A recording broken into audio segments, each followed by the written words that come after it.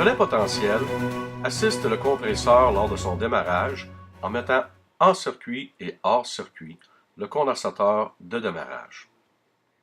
Dans cette vidéo, vous verrez comment il réalise cette tâche ainsi que les différentes composantes du relais. Le relais est composé d'une bobine et d'un contact. Pour démontrer la relation entre la bobine et les contacts, regardez les deux multimètres à la droite de l'écran.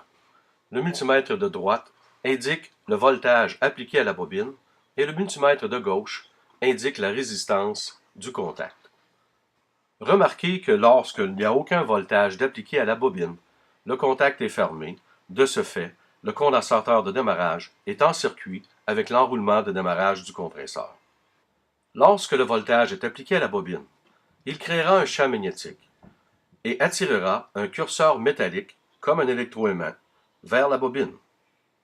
Ce curseur métallique est relié mécaniquement au contact du relais. Lorsque la bobine reçoit assez de voltage pour attirer le curseur sera attiré vers la bobine par le champ magnétique et le contact s'ouvrira pour mettre hors circuit le condensateur de démarrage. Dans cette démonstration, voyez que la bobine prend un voltage d'environ 240 volts pour attirer le curseur et mettre hors circuit le condensateur de démarrage.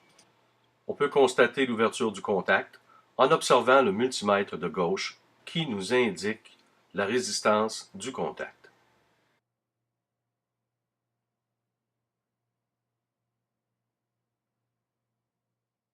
Regardons de plus près l'action du relais.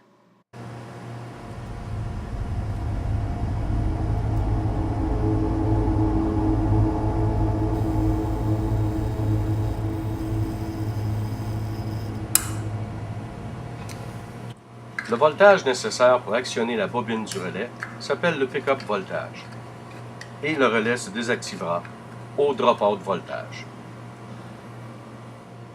On peut voir ici un relais de fabrication différente du précédent, mais qui exécute exactement la même tâche.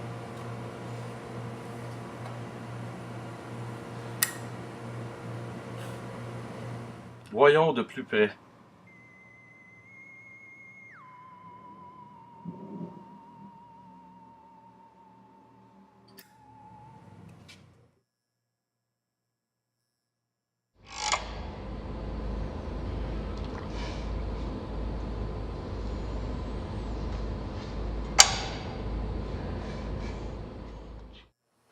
Il ne faut jamais laisser un condensateur de démarrage sous tension.